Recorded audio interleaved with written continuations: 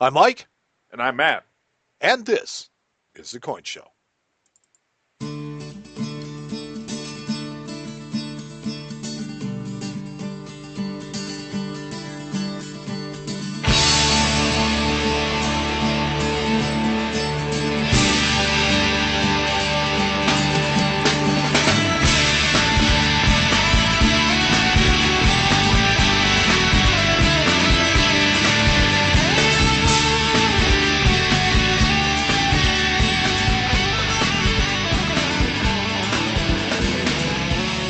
Take just one last breath before you enter.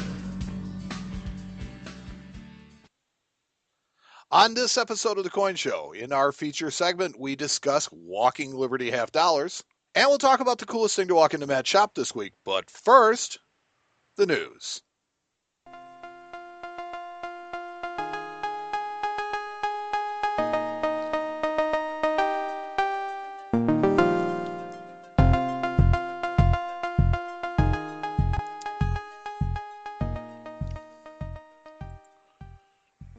The news is brought to you by the American Numismatic Association and the biggest show of the summer, the 2015 World's Fair of Money, coming to the Chicago suburb of Rosemont, August 11th through 15th. Sign up now at worldsfairofmoney.com. The United States has finally nominated a new mint director. I saw this. Look, Yes. How long did it take?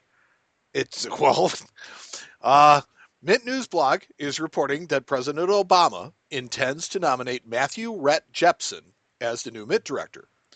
Jepson is the current principal deputy director. He has been serving in this capacity since January of this year. Now, the mint director's position has been vacant since January 2011. Wow. Only So, four yeah. years. Only Only took him 4 4 years. years Well, to fill the position.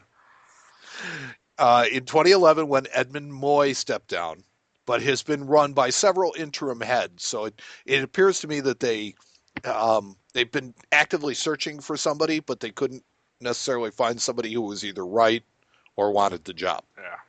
So I'm glad to have a new mint director. Yeah, now we have somebody to blame. Yes, now we have somebody, we have a face to put all of our angry complaints to. Yes. Although, honestly, they really don't seem to have a lot of effect on the coinage. They just run the organization more than anything else. It's not like a Treasury Secretary. And more on that coming up in the news. You're going to love this. Oh, jeez. The United States Mint will resume coining of the silver American Eagle coins in July after a hiatus of about 3 Yeah, weeks. this has caused a mountain of discourse among our silver buyers as of late. Well, my question to you is the discourse because of the fact that they stopped minting silver eagles, or does it really have more to do with the fact that they've sold out because the price of silver is dropping? Well, the reason that our customers get upset is because everybody wants to buy it when it's low, but the problem is we want to buy it too. So we have to try to stock it when it's low. And like right now, I think our silver's 5 to 6 weeks out. So we would have to order it 5 to 6 weeks ago before we would even get it today. And if I order it today, it's going to be 6 to 8 weeks before we get any. So Right, and the thing that I think is lost on most of the buyers is basically this: that okay, if you bought silver 5 weeks ago, you paid almost $18 an ounce for it, and people want to buy it at the new low price. yeah, exactly. So, they're looking at current silver prices saying, well, we should get it for this. And having had to order it in advance, you don't have that. Yeah. So the mint sold out of the silver coins on July 7th after moving 4.8 million coins in the month of June. Sales for the year thus far are 24.495 million silver American Eagles. This may be the largest mintage for any single year to date. Lower metals prices certainly seem to be driving sales of both the Silver Eagle and the Gold American Eagle coins. They're both enjoying this trend. As of the publishing of this podcast, the end doesn't even faintly appear to be on the horizon. Yeah. So I don't know. How low do you? Is it the limbo contest that's going on now? I mean, how low do you think it's going to go? I hate to speculate. I hope we're at the bottom because my business always tends, lately has been um, affected by silver being down. I mean, we're having to buy more silver to make the same amount of money. So No, absolutely. See, the funny thing is with the conventional wisdom has always been one thing, and I've kind of heard different stories over the course of the years. I think what is going on now kind of defies conventional logic. You know, that the conventional wisdom has always been that if you think the economy is going to get better, silver and gold are going to go down. And if you think the economy is going to get worse, then silver and gold are going to go up. But I've been hearing for months that everybody thinks that the economy is going to tank. And yet, metal prices are dropping. yeah, doesn't make So much sense.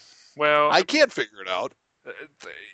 gold and silver are really strange. I mean, they tend to typically thrive on unrest and world descent. And right now, there's a lot going on in the world, both economically and militarily, and um, it just doesn't. And yet, Uh, and yet the prices yeah, are dropping. exactly. Doesn't make a ton of sense.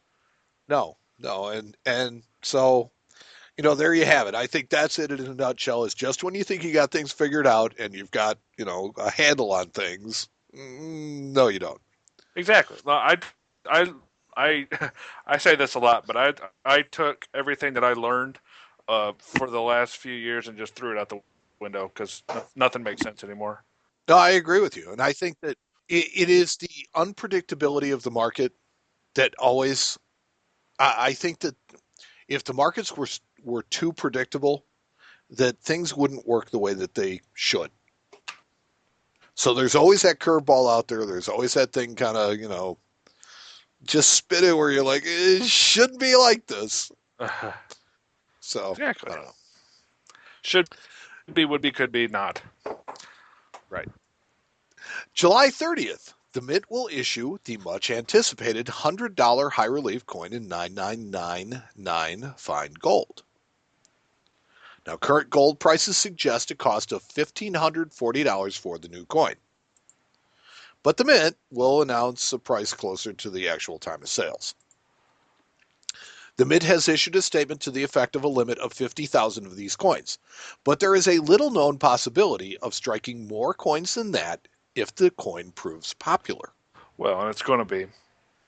Current gold prices suggest a cost of $1,540 for the new coin, but the Mint will announce a price closer to the actual time of sales. You know what I found really interesting about this is the fact that they're going to be the hot thing at the World's Fair of Money while we're there because they come out like what 2 weeks before. They do. You know what, though? I look forward to the fact that it will not be a repeat of the Kennedy half, where they Standing in issue line it forever. Well, you know what? Here's the thing: is I was at the World's Fair, right? And then I look on, every coin group. I look on the coin news and stuff like that, and they're like, "Yeah, these people are getting trampled, for this." And that was Denver. That wasn't even here. So I mean, you got to be careful what you listen to and what you believe. But Yeah. I'm glad that this is going to be issued through normal Mint outlets rather than exclusively, first pick at the World's Fair, because, in my opinion, the World's Fair should be for coin collecting and for, a convention for people to get together, kind of like Comic-Con, where all the geeks hang out, rather than a profiteering place where large distributors are paying people to stand in line and do their evil bidding. The Mint has issued a statement to the effect that they will limit 50,000 of these coins, but there's a little known possibility of striking more coins than that if the coin proves popular. Typically, the authorizing legislation for a coin limits its production. They say in the authorizing legislation, there will be this many coins, we're going to make it out of this material, it'll have this design. But this coin will be issued under the authority of the Treasury Secretary's discretion, and therefore has no authorizing legislation. So this leaves legal wiggle room if need be. So technically, there is no mintage limit for this coin. So they can make as many as they want, even though the mint has issued a statement that they're going to limit it to 50,000 coins. So more news on that if it develops. We'll see what happens. I just think it's neat whenever the Treasury Secretary kind of, steps in and does something that actually affects the coinage. I think that's kind of cool. I think it's something that people don't really think about. Yeah. And have you seen the design on this coin? That's awesome. I love the eagle on the back. Dude, she's hot. She's hot. She's smoking hot. Mike says she is stacked. Well, I didn't say that. I said I'd like to see her in high relief. Yeah. Well, you are. You're going to see her in very high relief. Oh, Lord. Coins emblematic of the fight against breast cancer are moving forward with one authorizing bill passing the U.S. House of Representatives. Now, interestingly, this legislation calls for the $5 gold coins to be made in pink gold. Ooh, that'd be cool. Yes. Pink gold is, the legislation calls for the $5 gold coins to be made in pink gold of no less than 18 karat fineness. Yeah, that way they can mix in the other 22 karat. Yeah. Most U.S. gold commemoratives are made in 900 gold, or 22 karat gold. But the lower gold content in this coin is necessary to change the coin's color by the addition of more copper to the, alloy.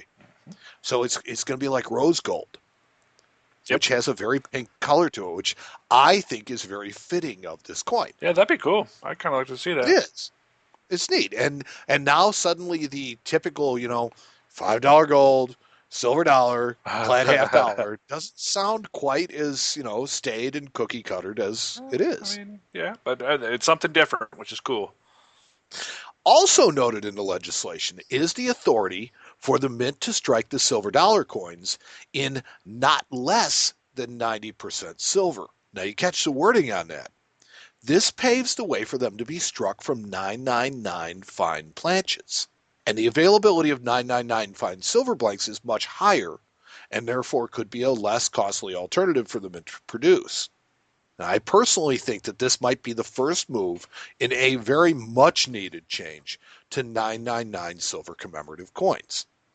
90% silver blanks cost more. There are so few places that actually make the 900 fine silver blanks that it sometimes costs the mint more to make them a 900 silver than it would cost them to make them in pure silver.